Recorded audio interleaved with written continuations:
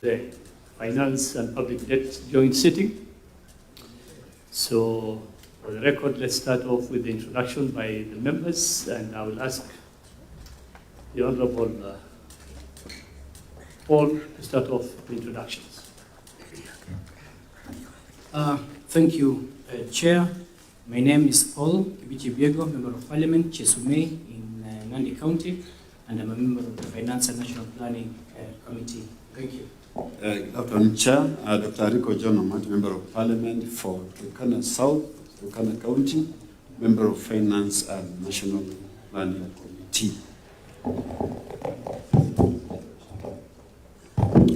Peter Kaluma, Oma Bay Town, Finance and National Planning Committee. Thank you, Chair. My name is Stefan Kirwa, Member of Parliament for SOP, and Member of Debt and Privatization Committee. Thank you. Thank you, Chair. I am Sunkuya George Irisa, MP Kajiado West Constituency. I'm a member for Finance and National Committee. Thank you. CPA Julius Ruto, Member of Parliament, KSS Constituency, and I sit in the Committee of Finance and National Planning. Joseph McLeod, Member of Parliament, Baringo North, and Member of Public Debt and Privatization Committee.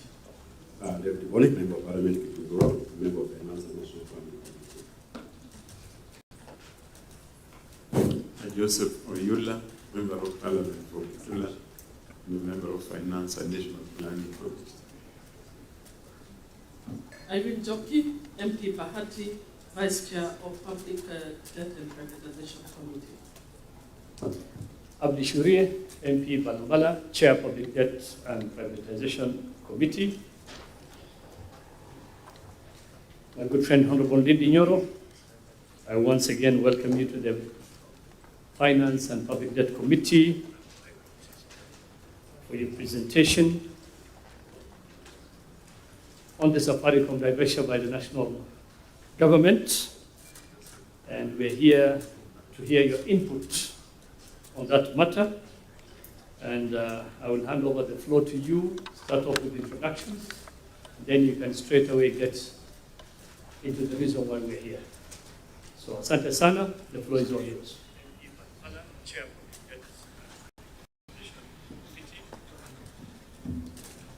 Thank you very much, Chair, Honorable Shurie, and all the other members, and also the technical staff from Parliament. Thank you very much for giving me this opportunity to come before this joint committee. And I am glad that I wrote to Parliament to appear here, not just as a member of Parliament, but also as a person who's been in the capital markets for a long time, because I started the issues about buying and selling of shares when I was in first year in campus. And therefore, in that capacity, I thought there is something I can render to my country insofar as this ongoing divestiture is ongoing, and especially for Kenya to get the right value for this transaction.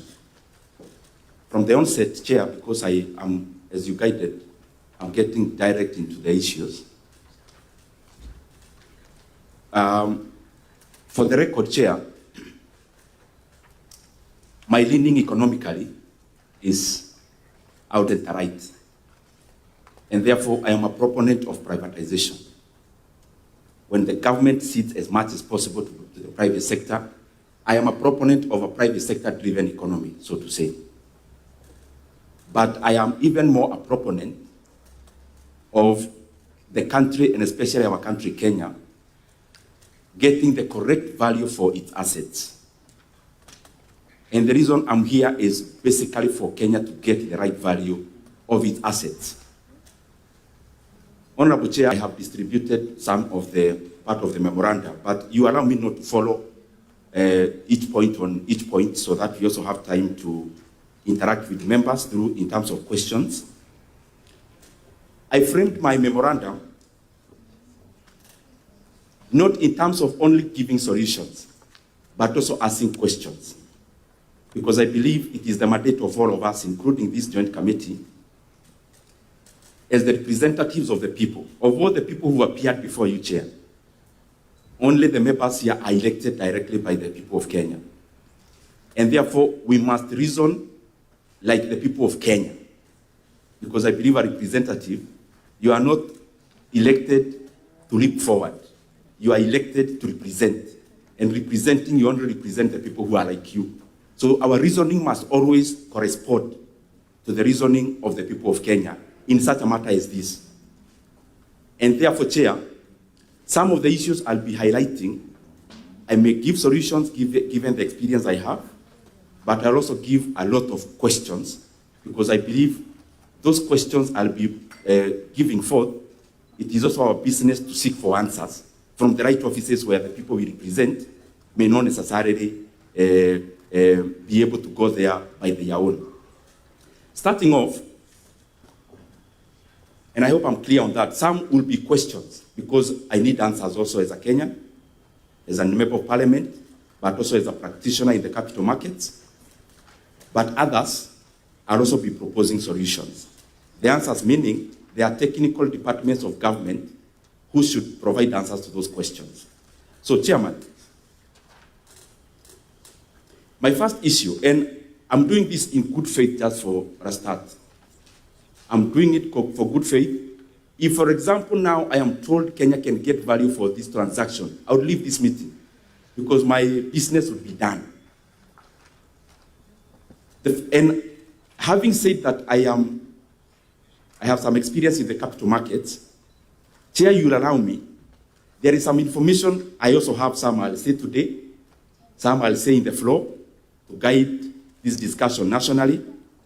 And there are some information I'll just highlight for you to also dig further, because I know, and I would not want to bring emotional suggestions. I'll say things that I know for sure.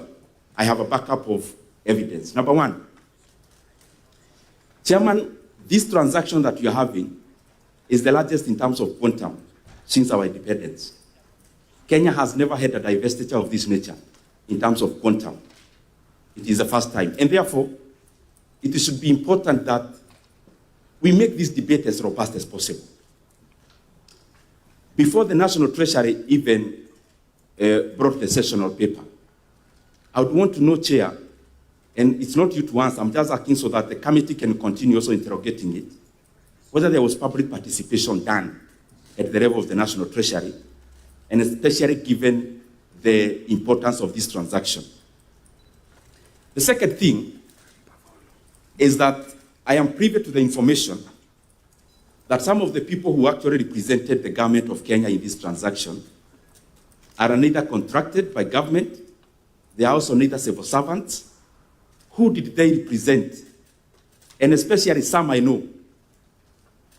And when the right time comes, I will give names so that we move forward together as a country in this matter. How can we have in a transaction a person meeting our buyers informally, and the same people also do business with the buyers? And as I say so, Chairman, I know exactly what I'm saying. Even the people who I am referring to, they know. So I'd want to get a list from the time this transaction started, the inception, which is the committee that has been handling this transaction on the side of government. Who are these individuals?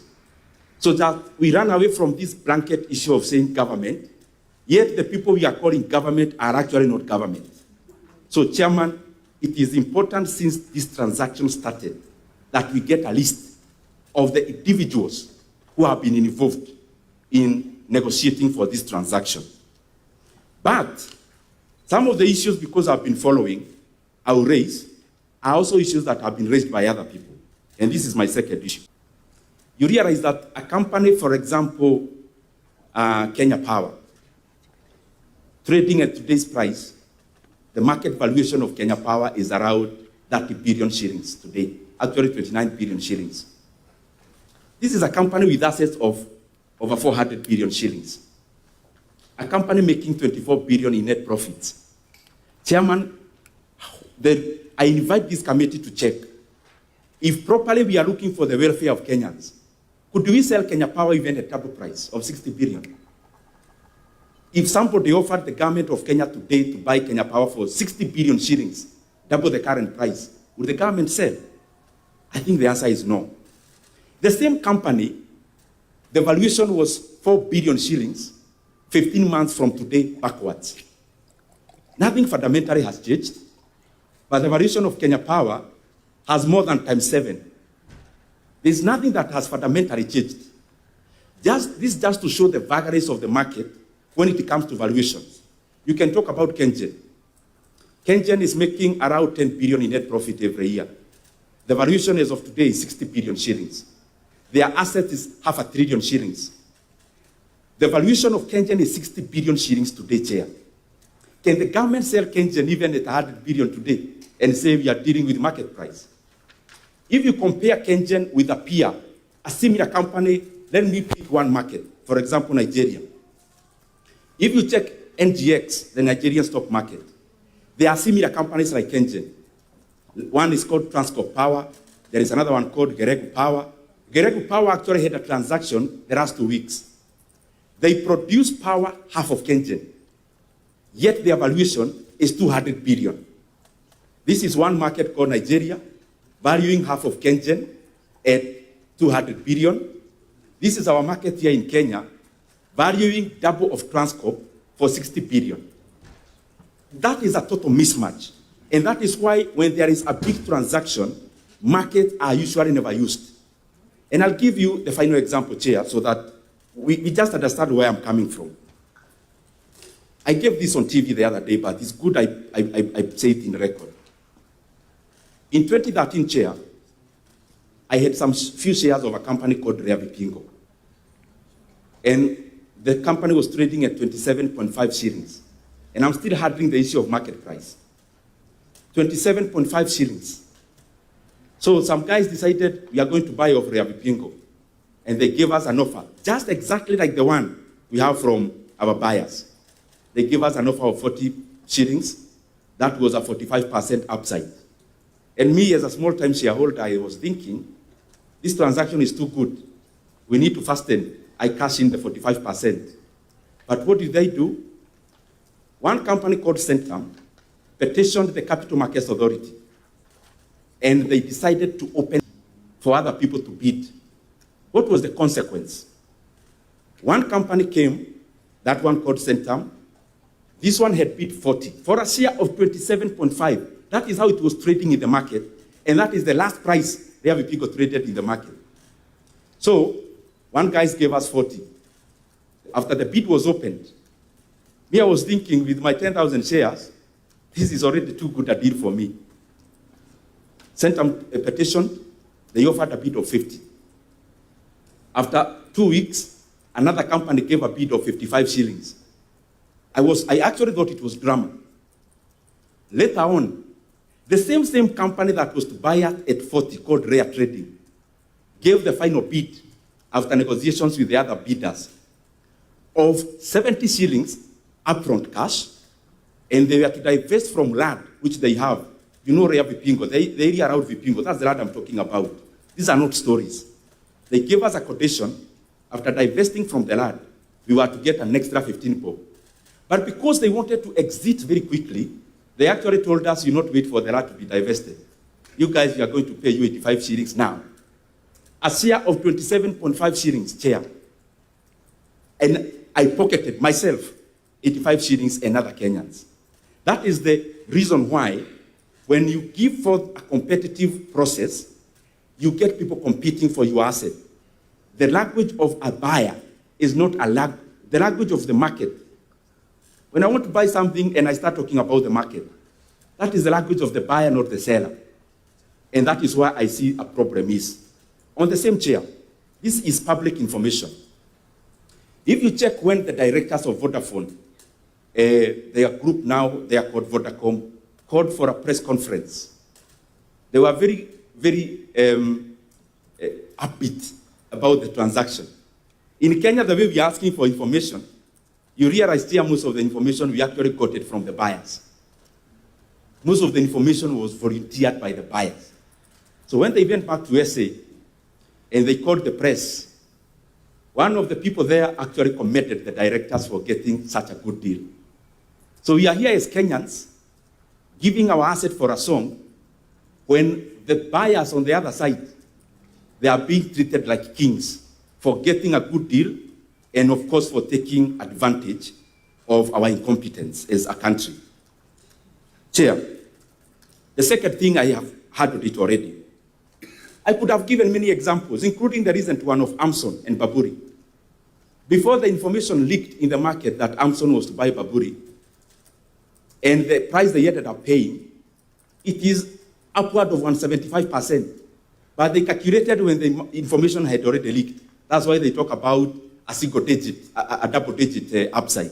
But the real one before the market leaked, it was over 175%. Just to give many examples. Even banks in Kenya are undervalued. So what I'm trying to say here in this issue of the market, it will be a tragedy for Kenya to value this transaction based on the market. Because even private companies, take for example, banks. I want to give an example of a bank like KCB, where the government has a 19% stake. The current valuation of KCB is less than 230 billion shillings.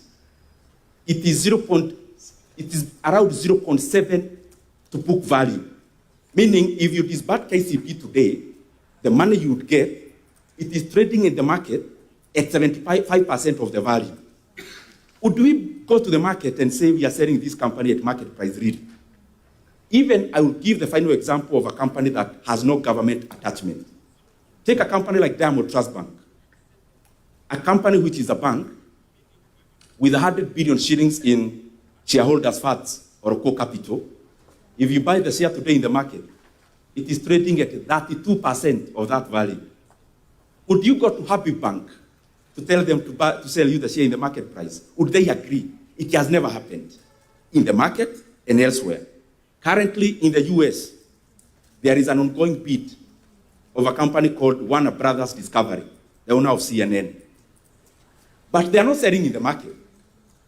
There is a bid, and the final bid is two companies, one called Paramount and Netflix. Then, this jargon about the market, a sophisticated market like the US is seeing the value in competitive bidding in a private company. But here in Kenya, we have been cornered by our buyers, and we are now talking the language of market price. It will be wrong, and history will not judge us very well if you continue with this transaction with this kind of consideration. Second, I have already handled that process. Chair, 6 billion shares we are selling with our population. It means the government is selling my 100 shares as did in Europe. If you divide the shares we are selling, Chair, and you give Kenyans their share, everyone in this hall, because we are all Kenyans, today will be allocated 100 shares. So we must look at it that way. So my 100 shares, what is the process that has been taken for the buyer to be identified? What was the process? How did you one day wake up and decide we are going to sell to the current buyer? I will highlight just a few because I know there will be questions. Let me go to the next one. There is something in the market for any transaction to work.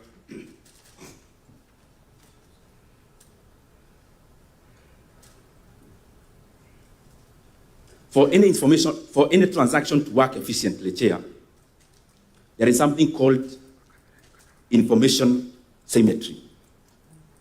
Now, we are selling our stake of 15% to a company who is already inside Safaricom, who are already having board members.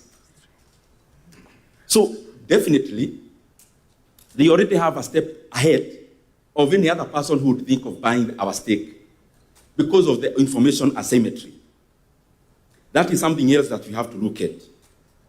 Chair, allow me so that I go, this other point I think is the main one that brought me here. So before I go to that one, this issue of valuation, let me just recap a little bit in 1 minute. So, beyond the market, can we get the government of Kenya, when they conceptualized this issue of selling our stake, Which valuation methods did they employ? Who did they hire to do the valuation? When did they hire those people? Because listening to the proceedings in the previous appearances, I heard about KCB and a framework contract. But Chairman, I would want to see that framework contract because I've been listening so that I don't waste your time. And Mheshimiwa, I think, yes, Treasury did make that, and as a committee, we have requested for that framework. So, and I'm sure as a member of Parliament, you will definitely have access to that once it's right. Thank you very much, Chair. You know the reason I'm asking that, Chair? The day of the announcement of this deal, it became unwholesome. This is not how even transactions have been done previously. You come and bombard the market with information, and then immediately you're already announcing the price. So who determined that price? Who are these people who are hired to determine this price? That is something we have to interrogate. So there are various variations. That is what I'm trying to arrive at. In telcos, you can do EBITDA times, depends on how many times it is. But let me use the most simple manner and parameter it as Safaricom PLC. Chairman, if you want, the easiest is price of earning ratio. It's called P ratio. Safaricom, remember this financial year, they are having a blockbuster increment in profit. Chair. So, we are selling our cow just immediately when it is coming out of the woods. What do I mean about the woods? Conveniently, the market has been bearish, but Safaricom has even been more bearish. For this reason, you are building a flat here. We have a company, let's say, called ABC Limited. You are building a rent, and that rent used it to build another flat. So the person looking at the bottom line will see that all the money you made in your first flat is already building the second one. So there will be no much profit. So our flat here is Ethiopia. We went to Ethiopia. Safaricom went to Ethiopia. Licenses alone. One license was 850 million USD. The other one was 150 million USD. You've already sunk 100 billion USD in Ethiopia on licenses alone. I have not talked about towers. They have done thousands of towers in Ethiopia. So that company, before it went to Ethiopia, because my main point is around valuation, in 2021, the share price was 45 shillings. And the market valuation of Safaricom PLC in 2021 was 1.8 trillion shillings. 2021. It has since invested in Ethiopia. Yes, it was bleeding, but the bleeding of cash in Ethiopia, according to Safaricom themselves, in the release of the last financial year, they are anticipating by next financial year, they are breaking even operationally. How convenient is this then, that we come just when Safaricom will start adding into the bottom line, and then, surprisingly, we want to sell our stake, but also basing it on the vagaries that Safaricom has gone through called markets. So in terms of P ratio, Chair, Safaricom, the kind of profit they make this year, their P ratio by March, because they close their books in March, will be around 16.1. P ratio measures, if you rely on dividend payment and the company pays 100% of dividends, how long would it take you to recover your investment? In terms of Safaricom, the P ratio by the closure of the financial year in March will be 16.1 years. Now look at this, Chair. The peers, take for example Orange. Orange P ratio is over 30. You take that years. Take any other globally. Just do your homework, but let me zero in into themselves. The guys who are buying us. Bharat Airtel is like 39. The best their P ratio has been is 40. The best. The one is negative. Because at the group level, they are making losses. So that's why they went for a celebration after leaving Kenya. because they knew, based on that parameter alone, they are buying us, they are actually getting us for free. Chair, I want to go to the main point.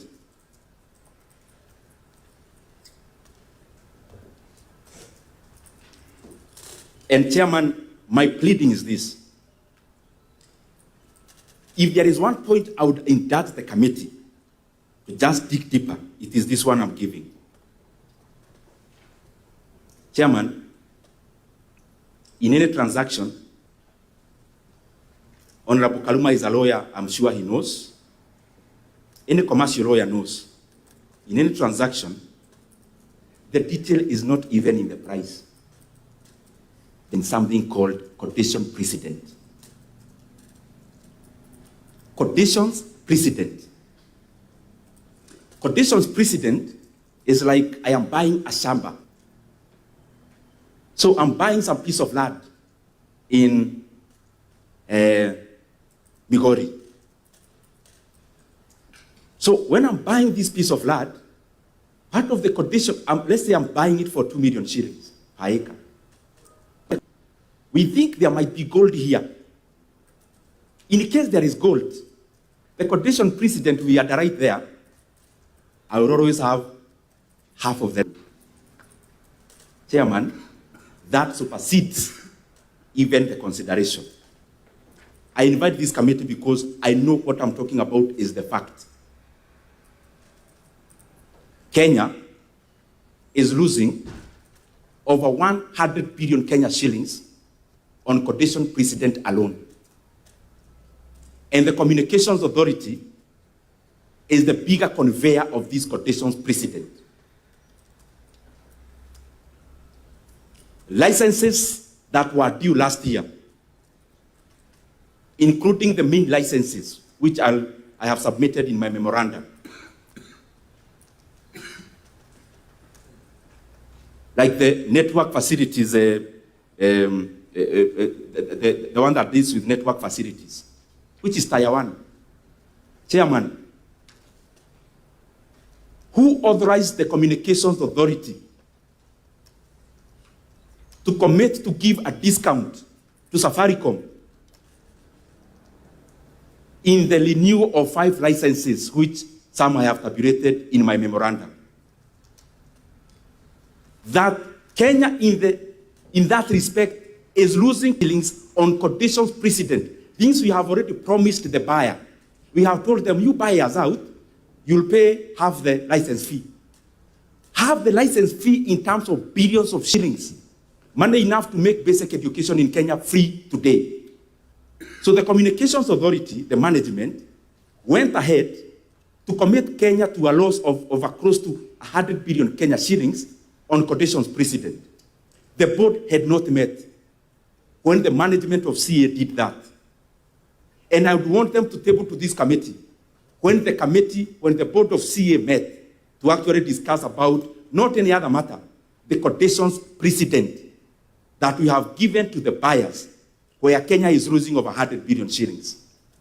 So we are here talking about 2 or 4 billion, but the net amount of money we are actually getting as Kenya is 104 billion, because 100 billion shillings is already lost in quotations precedent.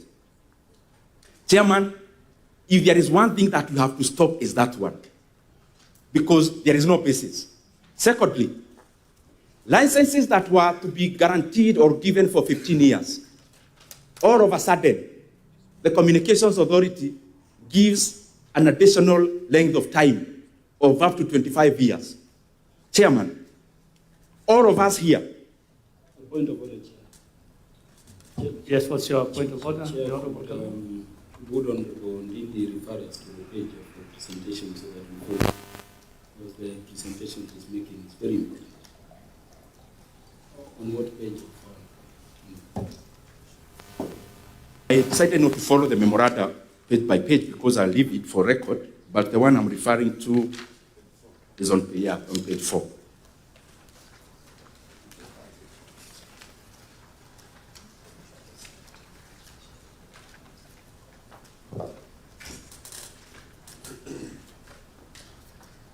Can I continue, Chair?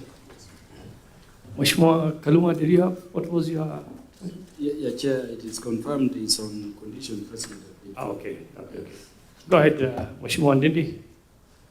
So, Chairman, I was saying this. Some of the licenses that other players in the market are getting for 15 years, the buyer cornered us as Kenya to put on a length of 25 years. Members, my brothers and sisters, we are here committing our country for the next 25 years. And I'd want all of us to add 25 years to the age that we already have. And we commit that we can continue answering these questions, that we committed Kenya to a loss of 100 billion, that we are willing to answer that question until, if you are 40, you are 65. And what is the basis of even this condition precedent? It is just absurd, Chair. And this must stop. And some of these conversations that were done, that we take this discussion and this transaction so light that we were doing phone calls. Phone calls where Kenya is losing 100 billion shillings that make this letter to the... You know, when the transaction happened, Chair, it was a hurry because I thought this is the only person who can bail us out because we are nearing election, we need money. So that issue then... Yes, Mheshimiwa Ruto, what is your point of order? I wish Mheshimiwa, when he said doing phone calls is something of material, probably you would substantiate that. I will follow it. Thank you. Mheshimiwa Ndindi. Thank you very much, Chair. I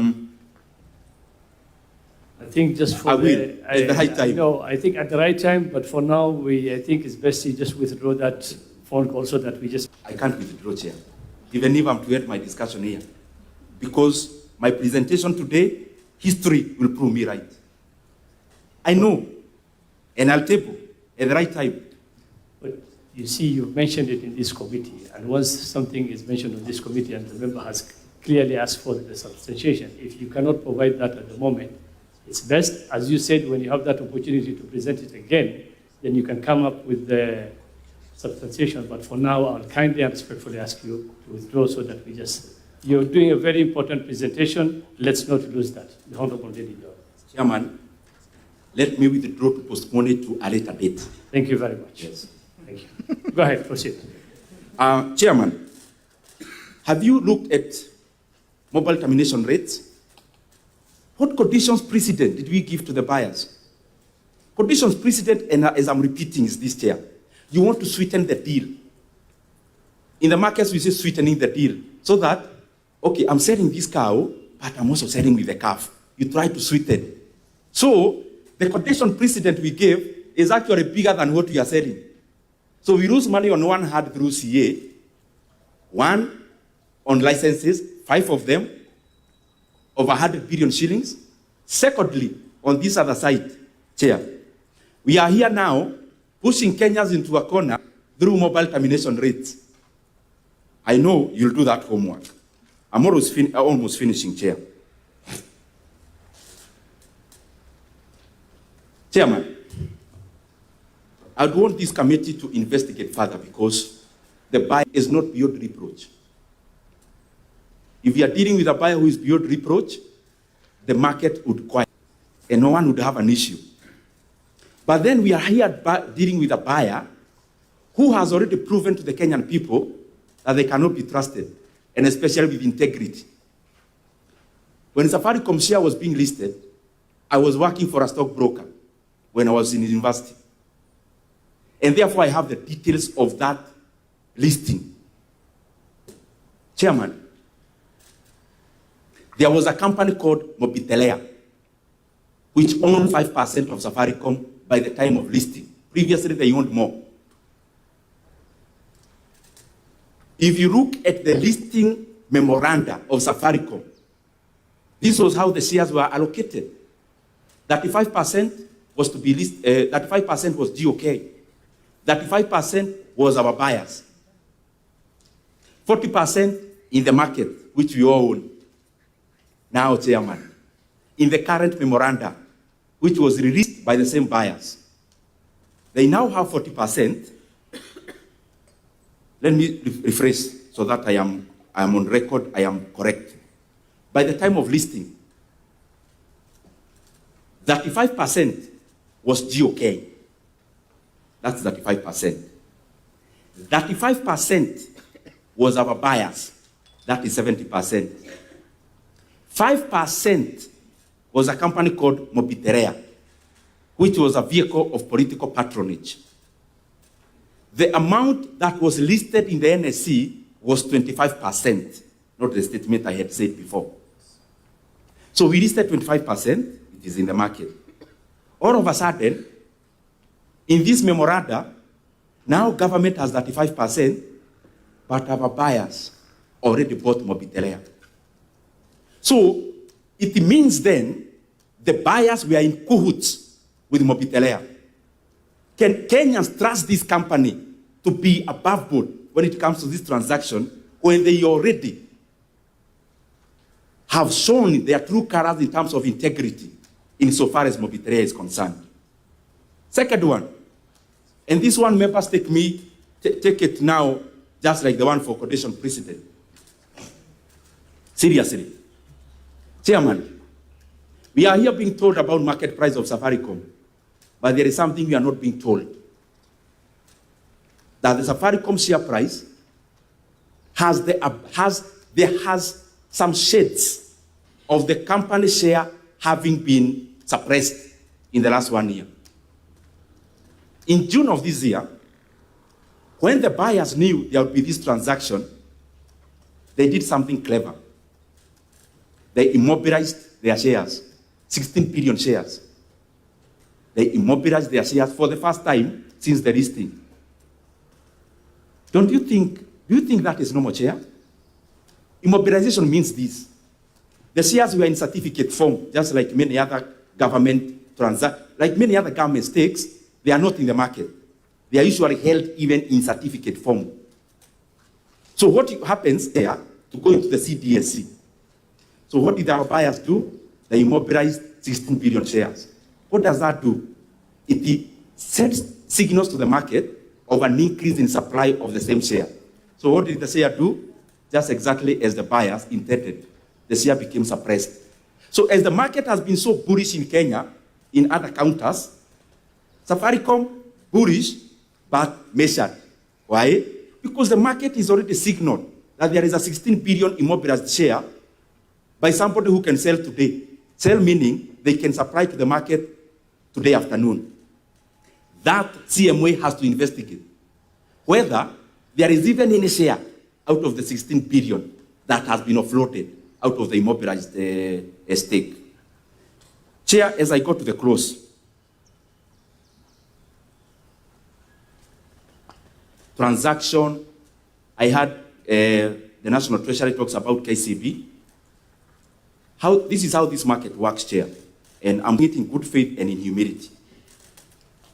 If you want to know, there is no other hand. One, and especially in the transaction cost, because it is abnormal. In the NSC, they are based on some parameters. And the more, the cheaper. If you buy 2 shares today worth the 2,000 shillings, in percentage, you may end up paying a higher commission, but it's already capped at 2%. So you can't pay more than 2%. But what the brokers do, the more the weight of the transaction, the cheaper the commission. Now, when I heard that Kenya is paying a commission of an average of 1.5%, then I knew this is a red flag.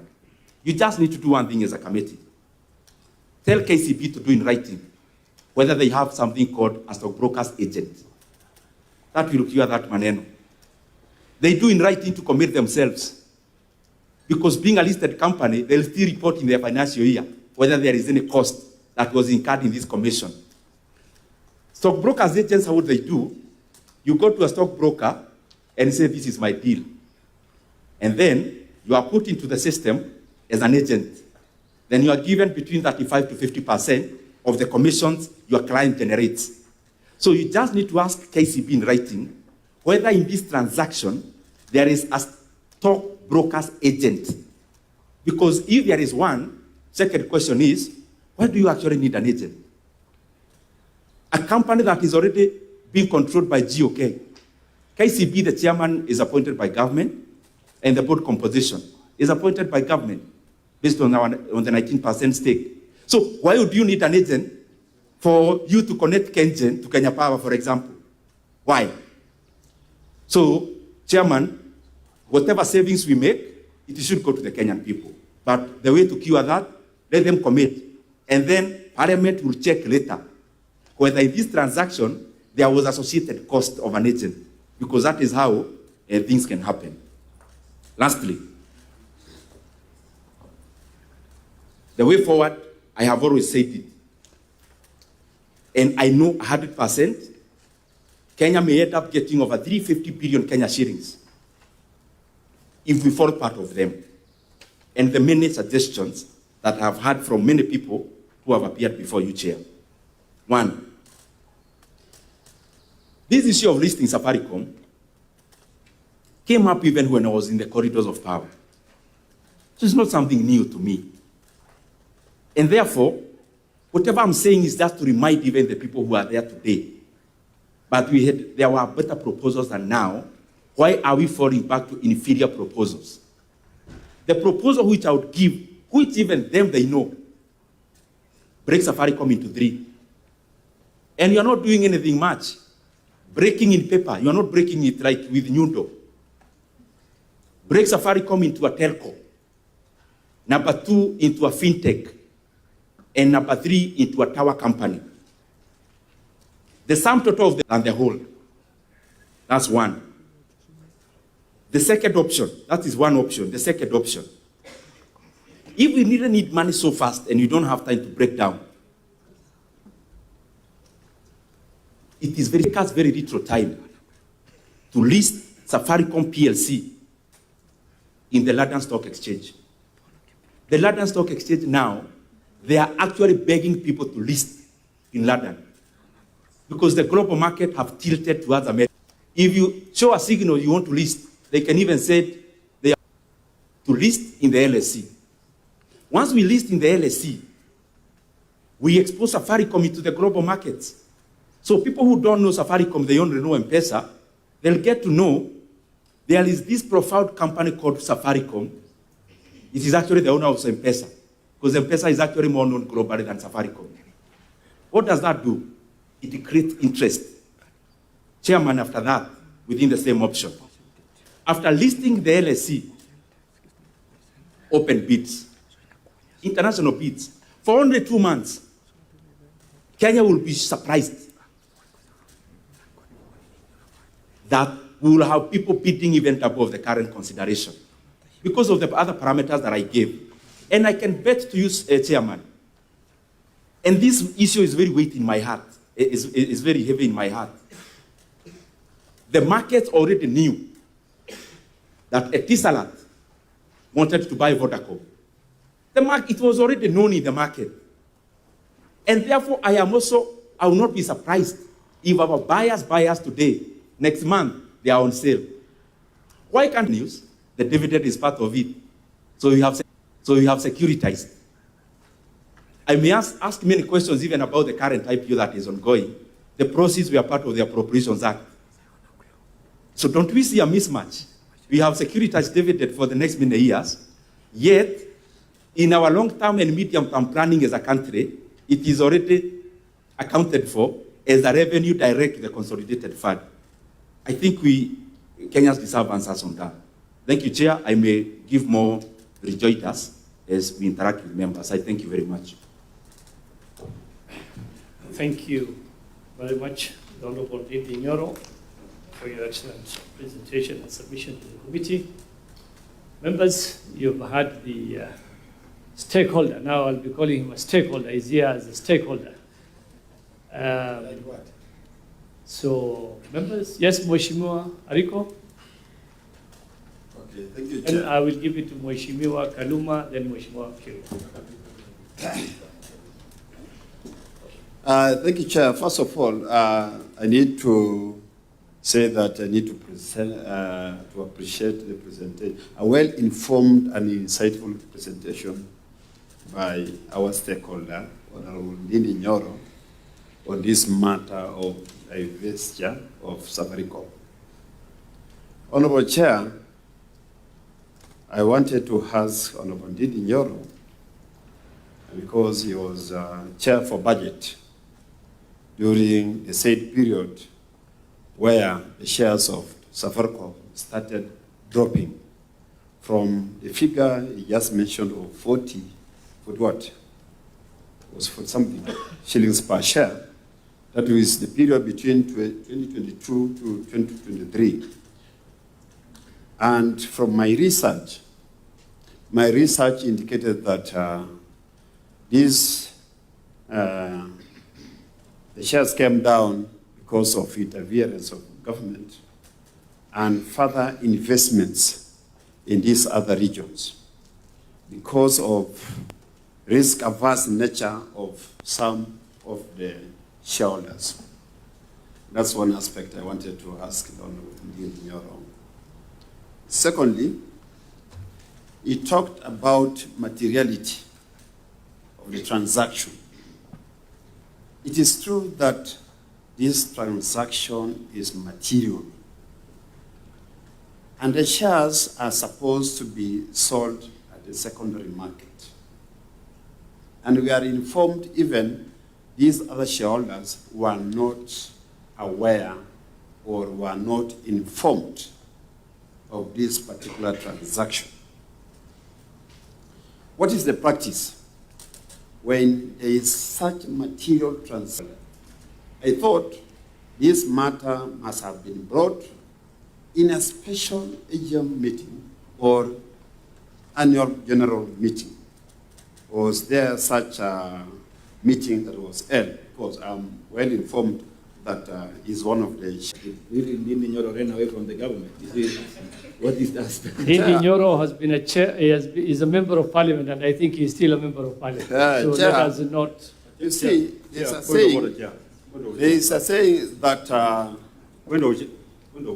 What's your point of order, Mheshimiwa Yeah, Mboni? I think the government has three hands. It's the executive, judiciary, and the legislature. So Ndindi Nyoro, Honorable Ndindi Nyoro, being a member of parliament, is part and parcel of the government. Thank you very much. Thank you, Honorable Chairman. I know what... let's allow the Honorable Ariko to continue with his points kindly. Chair, What's your point of order, there's a Mheshimiwa? mindset saying... Mheshimiwa Ariko, there's a point of order. What's your point of order, Mheshimiwa? Chairman, I want you to provide guidance so that we don't degenerate from the main business of why we are here to politics of government and not government. This is a serious business for all Kenyans who are taxpayers. I think, as Mheshimiwa Chair, Makapa suggested, can we kindly... History provides us insight into Yes, what we are but- discussing. Yes. What we are discussing. There is a mindset saying that a jealous family member is more dangerous than a hateful enemy. You can brainstorm around that. Let me continue with my... Please, let's presentation. continue on the subject matter that has brought all of us here. Mheshimiwa Honorable Ariko. Ndindi has not made a place. Is Safaricom going to get from the future prospects of the company, which are more valuable than the current state of Safaricom? Finally, Chair, because I've handled on the issue of competitive process, Honorable Ndindi has talked about the stock brokers. He has mentioned about KCB, and probably it's about the transaction advisor.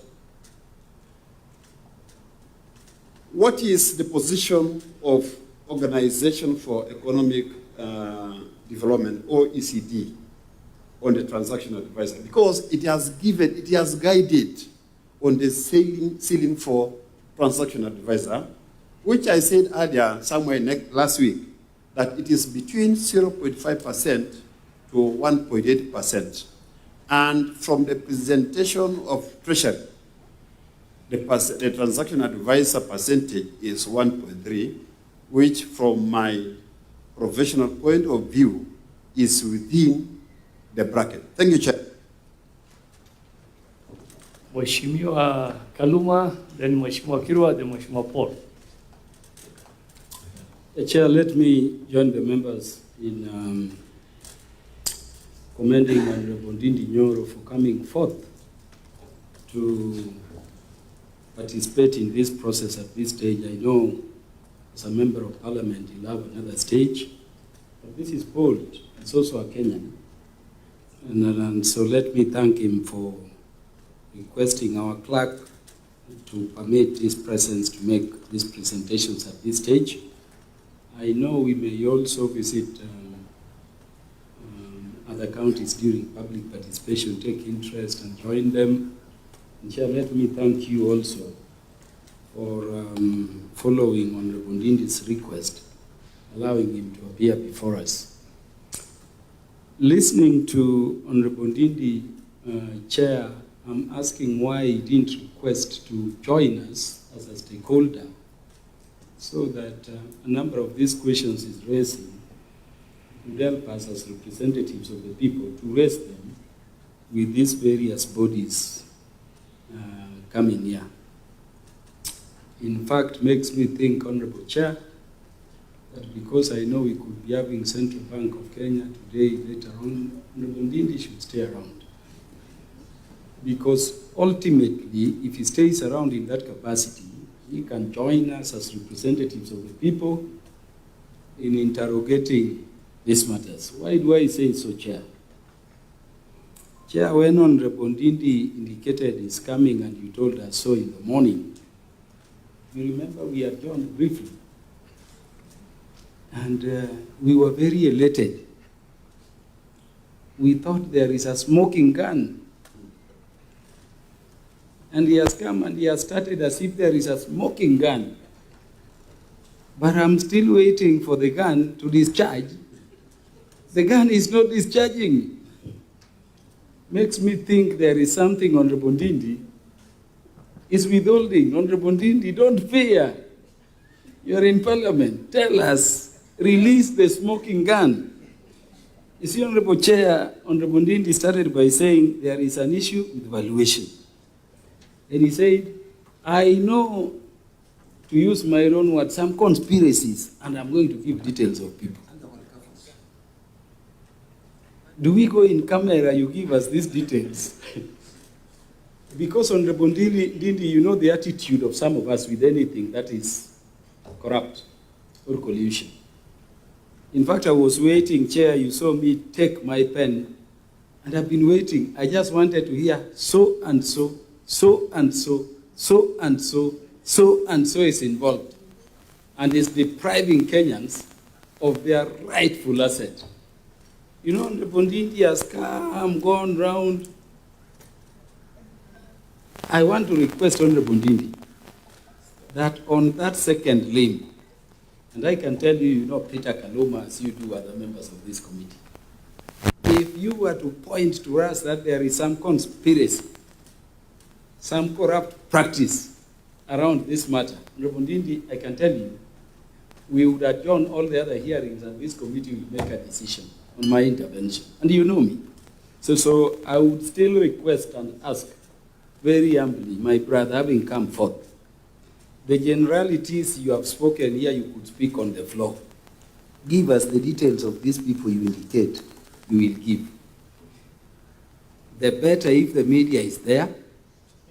But if you need in camera, please stay on.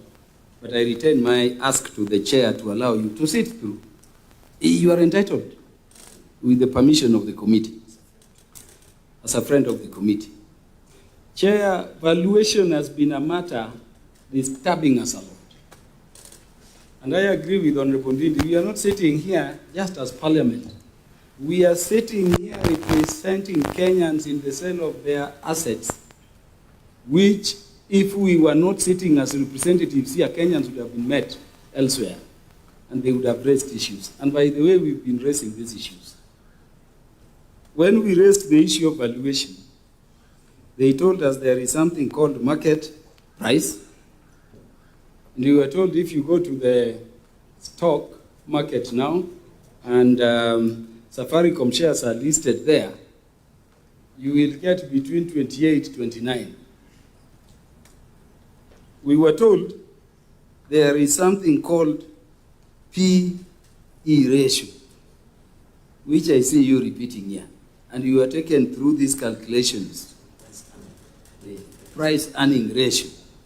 I'm not an economist, I'm a lawyer, but we were taken through the details. We were told about intrinsic value. And if you've been following proceedings, I've been speaking to what Safaricom is in our telecom space, in our mobile money transfer space, and in our image and heritage as a country wherever you go across the world. I thought when you mentioned you are coming to guide us on valuation, you know, you would leave us here with a model of computation complete with how we arrive at a figure which we can tell Kenyans as representatives, this is the fair value. You know, Chair, we are at a position no better than where we were before Honorable Ndindi Nyoro came. And these are questions we've been asking. So Honorable Ndindi, could you, beyond what you've said, using all these methods, by way of arithmetics, you know, demonstrate to us how we can come to a better share value so that we determine this issue and we make a determination together with you, which we will present to you to approve or not. Beyond the fact that you are saying, if we went for competition, we would yield better. We've raised the issue of competition, and Kenyans have been seeing. Now, beyond the issue of competition, please let us know your justification for saying that Kenya going beyond the price in the market of 28, 29 to 34 still is an undervaluation. And if so, still in your view, give us what would be the right valuation with a clear pathway to it so that we can pursue it. Number 3, Chair, I'm a lawyer, I'm not a finance guy. Honorable Ndindi is speaking to the matter of valuation of a company. What we are dealing with here is valuation of shares, not a company. I know the value of the company may be one consideration you take to your intrinsic value, which I've requested you to compute. But I think we need to understand that the only benefit you get from shares are dividends as and when they're declared. Share in company law, companies are what we call persona jurídica, juridical persons. You don't own the assets of the company. You don't own the company. You own shares and you trade in those shares and you derive benefits by way of dividends. Full stop. So let us be clear that we are not valuing, Safaricom. We are valuing shares in Safaricom. And so it is away from the company and, Honorable Chair, the assets. But Ndindi, I need you to share with us on something. You know, when we enacted the Companies Act in the 11th Parliament, you were not yet with us. I was at the center of it. We had a section 975, subsection 2B, in which we said any foreign company in Kenya to be registered here had to let go at least 30% shareholding. Was it to the government or to the local people? There had to be that percentage. Out of the idea that we needed to attract foreign investment in 2016, you remember, an amendment was brought, and when that amendment was brought, we deleted that provision. Now leaving these shares open to everybody. If I were to eat your mind, thinking about the place of Safaricom, do you think we should recommend a reinstatement of that provision? So that when we have strategic companies or corporations like Safaricom, there is the limit is set, even if we are not to say local, we say the government shall have on behalf of the people at least this percentage, whether that, because I tend to think, Honorable Chair, that this could be what could have informed our having 35 then.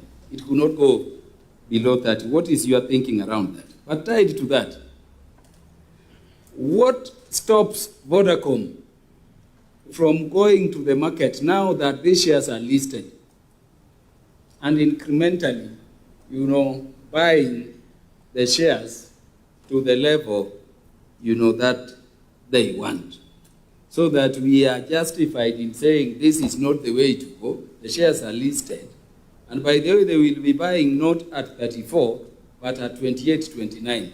What stops them now from going there? And if they were to go, do you measure the loss to the country in terms of what we seek to do? On the transaction cost, as advocates, we have the advocates' remuneration order. And on this kind of transaction, of course, we don't have upper limits.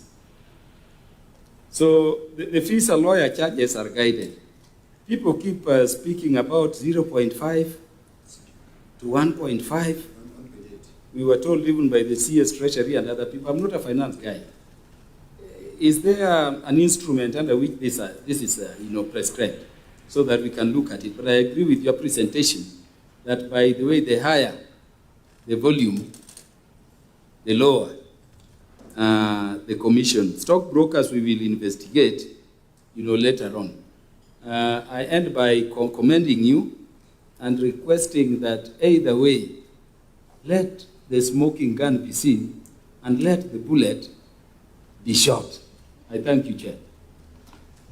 Thank you, Mheshimiwa Kirwa. Then Paul, members, if some colleague has asked a question, let's not repeat the question, please, for the sake of time. We have other stakeholders waiting. Thank you. Thank you, Chair, for the opportunity to ask this question. And thank you, Nyoro, for coming up as a Kenyan to just give this presentation. And we have to make it clear that Ndindi Nyoro is a friend or a colleague to all of us here. So that is why this presentation was very, very important. And Ndindi Nyoro is not just a regular member of parliament. He was the chair of budget. So he has so much information pertaining this particular issue.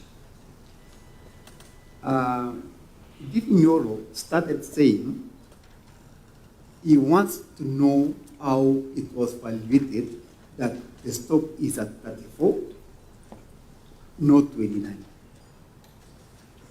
He gave us so much information about the sale of the company. He gave us so much information about several other companies. My question to Ndindi, because the CEO of Safaricom sat right there where you are. The CS of Treasury sat right there where you are. They made a specific presentation like what you have done. We asked them questions, the same questions that we're asking you, and they gave us answers. They were very clear on how they went about valuation. Safaricom told us they cannot interfere when a seller and a buyer is present when it comes to stocks. If a buyer says, I want to buy these stocks, and a seller says, I want to sell these stocks, Safaricom has no say in who exactly or to stop it. Now, you are telling us that we should have all Kenyans come together and agree on who is going to evaluate this sale before it's done. That is not the case. We are told Vodacom gave us a premium price for the future dividends of the country, or of the stock and all that. So, Mr. Ndindi, as a colleague and who has so much information about the government of Kenya, and who has information about this fund that we are going to set up, infrastructure fund. Of course, the money will come probably at the moment, if it is concluded before it's formed, it will go to another fund. But I want to ask you, do you think that all Kenyans would have sat down and agreed on the price rate? You know very well that Kenyans, there is a way of evaluating the stock and agreeing on how to sell, and there is nothing that was wrong on this sale. There is nothing. If you have information that there is something wrong that was done, then be on record and tell this, because so many people are following. So many people are just listening on your presentation today. So just tell the people, this is your opportunity to actually tell the Kenyans something went wrong and this is what went wrong. But based on what we know, the CEO was there, okay, Safaricom, the CS was there, and several stakeholders have come and just did their presentation the way you did. So my question to you is, do you really think there is a smoking gun in the country? Thank you. Thank you, Chair. Mine would be brief and straight to the point. Thank you so much, our colleague. You really made a powerful presentation, which has really enriched me, and I believe it has enriched the committee. But I would just like to ask, Honorable, that you seem to say that you have no problem with privatization. Yes, and you have a problem with evaluation.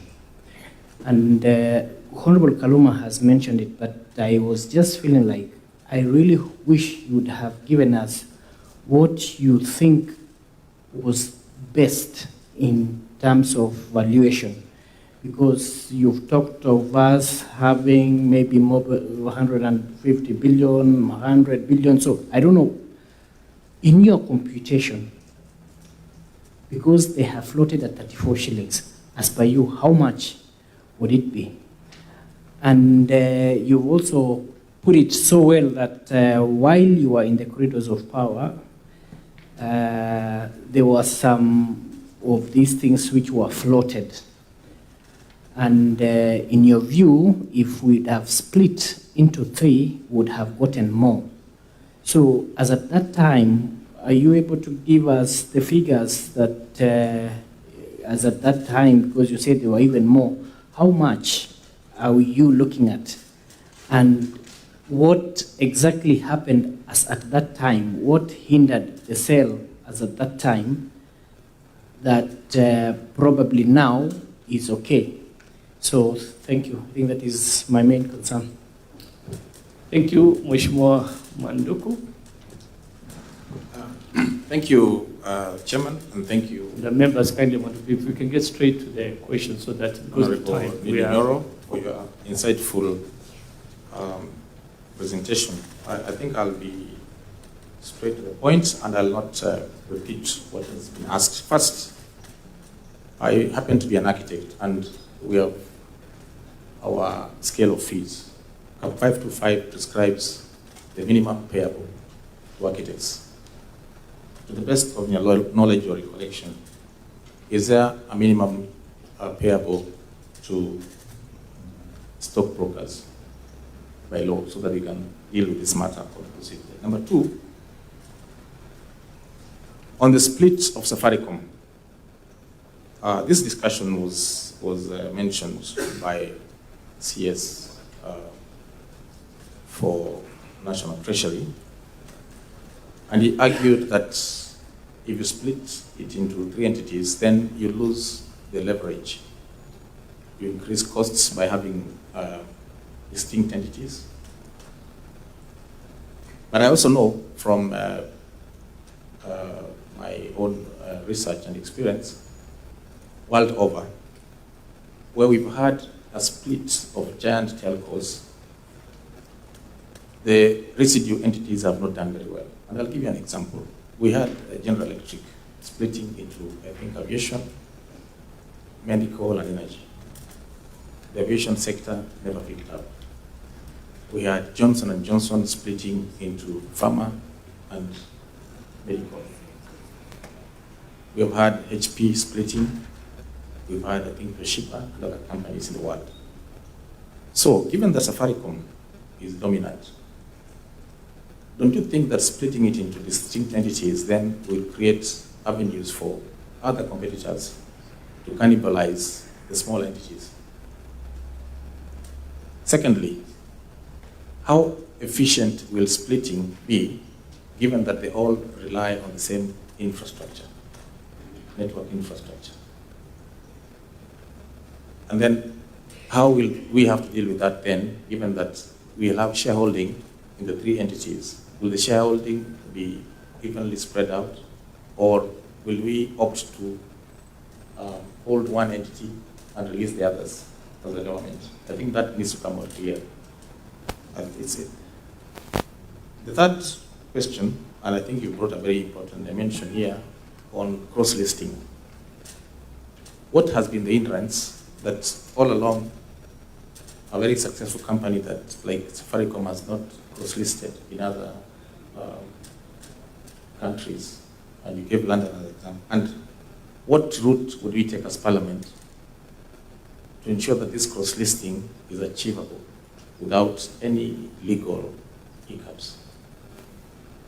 My last question, what is your experience and what is your comment on double layering, where we have Vodacom owning Vodafone and then Vodafone owning part of Safaricom?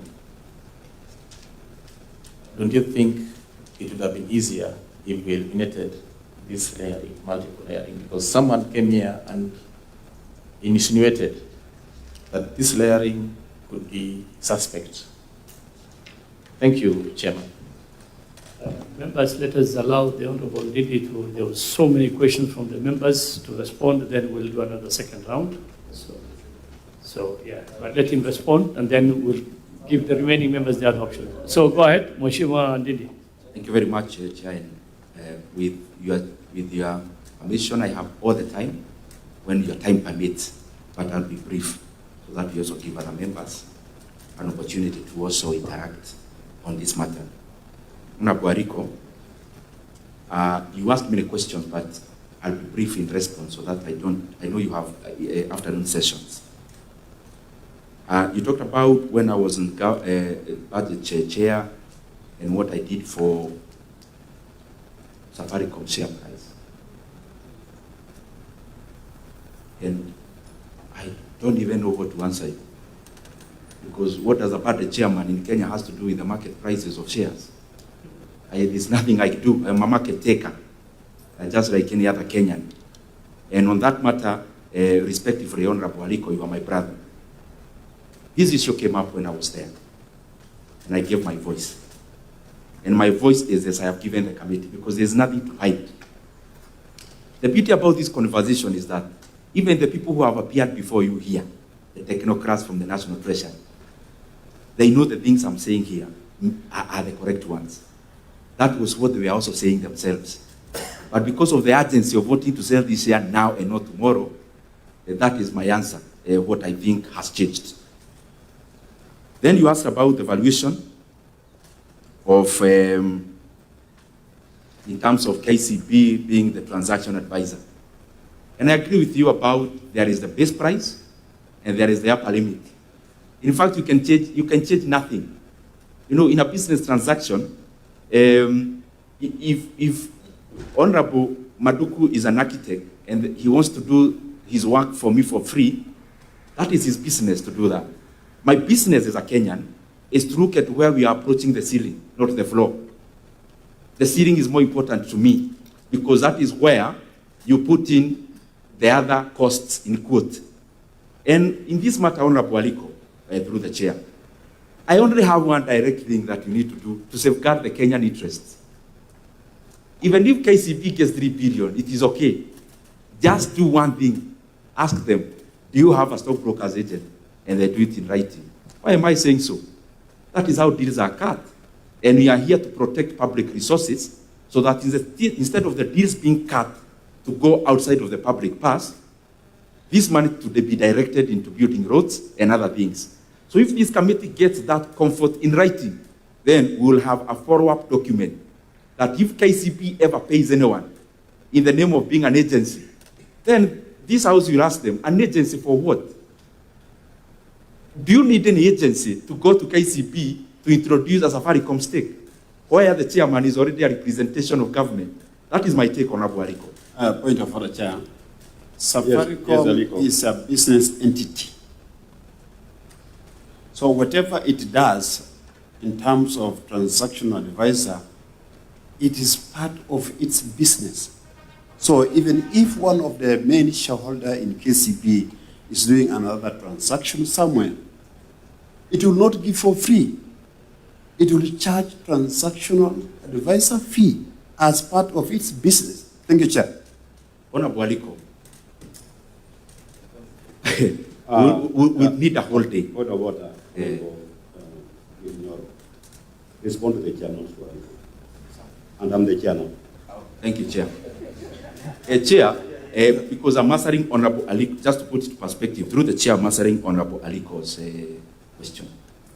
I think we need a day to first orient ourselves onto what we are doing in this hotel today in this session. Because Safaricom PLC has nothing to do with a buyer and the seller, Honorable Aliko. They have nothing to do with that. And I thought the CEO was here yesterday, and he said it in the language we cannot understand. Safaricom has nothing to do with the transaction between the government of Kenya and our buyers. And therefore, they have no business to appoint a TA, a transaction advisor. It is only the National Treasury who actually brought up the issue of KCB, not Safaricom. And therefore, I'm not talking about Safaricom. I'm talking about the National Treasury because they should be answerable to us as Kenyans. So my question is simple, and I gave my proposal. There are some things you can achieve by just doing one thing. You can hit two birds with one stone. To remove any darkness and gray areas, let KCB do in writing whether there is a stockbrokers agency attached to this transaction. You'll have cured everything else. Yes.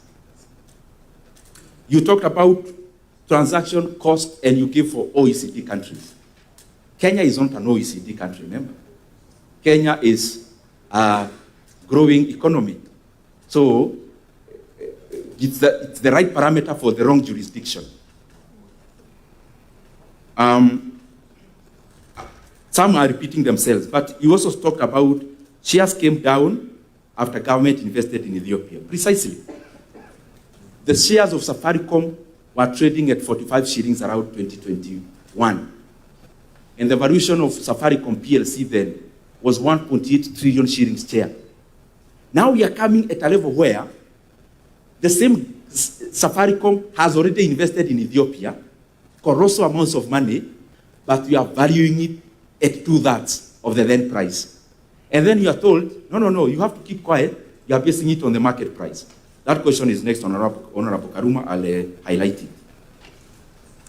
Honorable Chair, Honorable Kaluma talked about he talked about a smoke gun or a gun smoke. And I am disappointed, to be honest, that a country losing 100 billion shillings is nothing important to any Kenyan. I am disappointed about that. The condition precedent alone, which I gave here, Kenya is losing 100 billion. Chair, point of order, please. Honorable Nyoro. Yesterday we had civil society. In fact, they are even more concerned than you are. In fact, they were saying that we should not even be here. If I recall what they said. So, as a point of information, many other Kenyans are as concerned, if not more, than you are. So I think take it easy. It's in good faith, the Honorable Maduku, through the chair.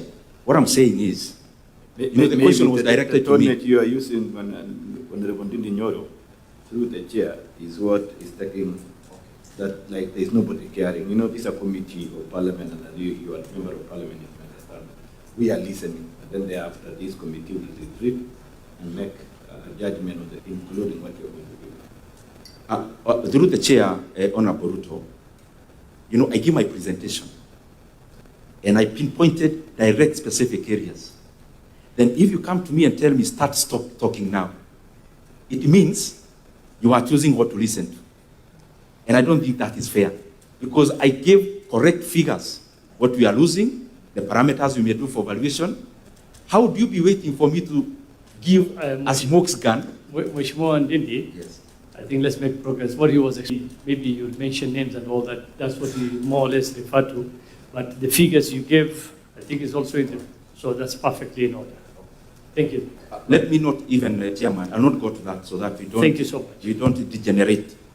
But with humility, what I presented, I feel is very important, because we are losing so There much is no money. doubt it's very important. That's why we're all here, and I'm sure you took your time to research, do all the works that need for you to appear before this committee, and even giving your time to come and give your views to this committee, I think is a huge sacrifice for a member of parliament. So no doubt that you put in a lot into this.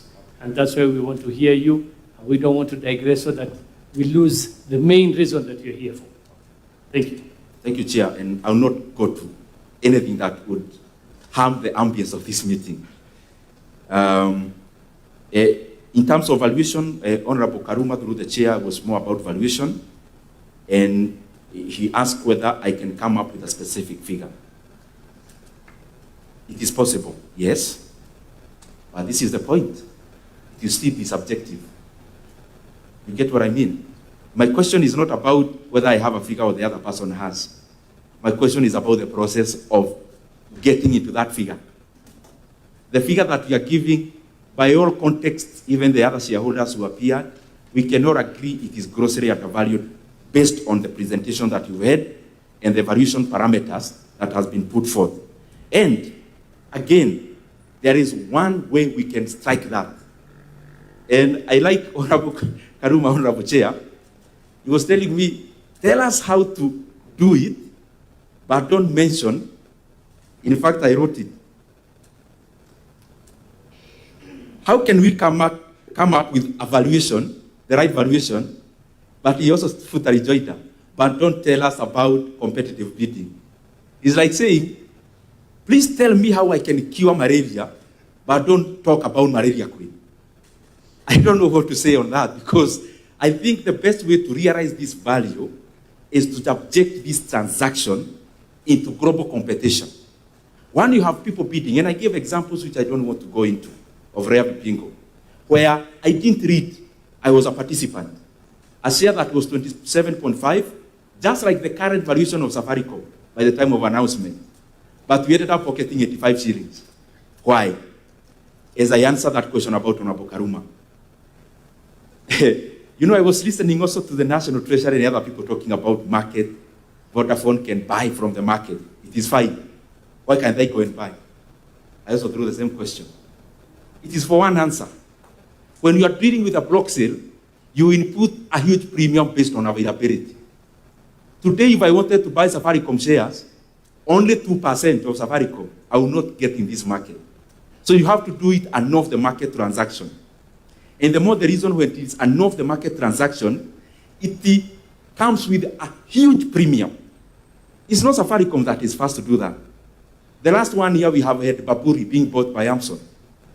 If you look at the price 1 year prior to the day of, exactly 1 year prior to the day of transaction, Amazon paid 175% upside. But those giving examples are talking about 6 months for convenience, because the market already knew there was a transaction and the share had already started to respond. I talked about Rea Vipingo. I can talk about Kenokobi. Kenokobi also was listed and also had a block sale. Block sales across, that is what happens. And now what you do in the block sale, you go outside the market. You know, the market is already an auction for small-time shareholders like me and you, where we go buy 100 shares today, 200 shares today. The market provides liquidity. When I need to pay school fees, I go and sell the shares. And therefore, the market, what it does, it assigns the value for the retail shareholders market. However, when you are doing a block sale outside of the market, and Safaricom, I'm repeating, is not the first one, they generate humongous premiums. And, Chairman, this is my question. If there is nothing to hide, if we are above board, Why can't we just, we will not even spend money to advertise. We'll just signal to the market.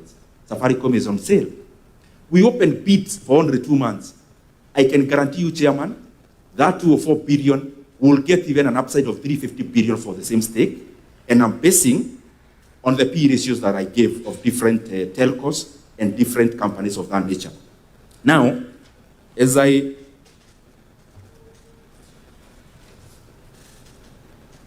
Honorable Kaluma talked about 30%, the company's role, and I agree with him. Personally,